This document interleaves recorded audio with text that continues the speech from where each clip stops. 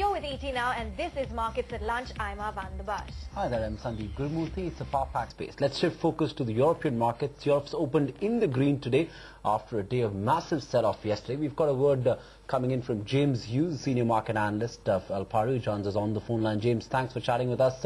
Now down, but Europe opened in the green after a terrible day's sell-off. That was, of course, on Monday. What's your sense? Does the near-term outlook look pretty bleak?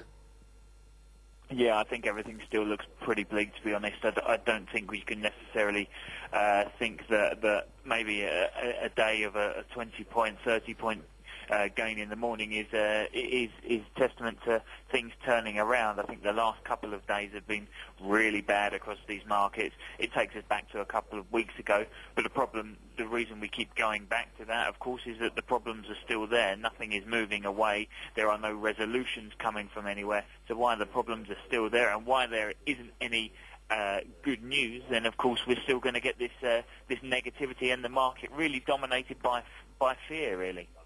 Right, James, just wanted to get you in on the entire gamut because you do have weakness which is fairly pronounced in Europe, but it's the United States as well, which is seeing quite a downward bias. Out of the two, where would you say that the fear is more pertinent? Well, I think you've got to look towards the bigger problem being Europe. I mean, the US issue is its own issue.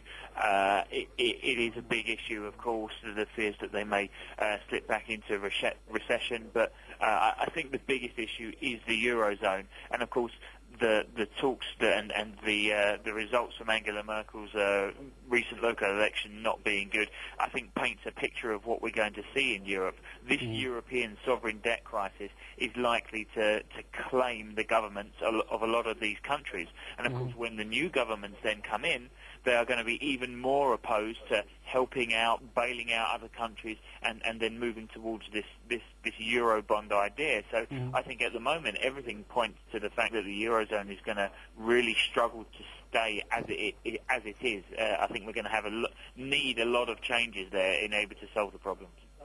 Right, James, I'm just wondering if what could be a trigger for a sentiment change for global equities, because clearly, like you said, a Eurobond isn't coming anytime soon.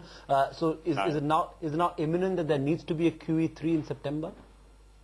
Yeah, I mean, that's almost right. We do need to have something. I mean, we've seen officials trying to boost confidence, but unfortunately to boost confidence, you need to have some good news, and there isn't much good news out there. I think if there is anything going to boost the markets, I think it's going to be the Federal Reserve and this two-day meeting that Ben Bernanke is going to hold in September. Whether we get a QE or some sort of stimulus, that is going to be really the only shot in the arm that these markets are going to get, because Europe on its own hasn't got a resolution, and there is no resolution coming up anytime soon. As you said, that the Eurobond is a long way away, if at all.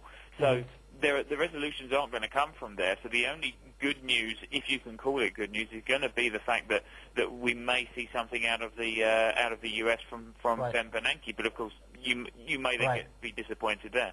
Okay, not for the first time and not for the last time, I guess. All eyes are on Ben Bernanke. James Hughes, thanks so much for chatting with us live on the phone line from London. All right, time to take a quick break on that.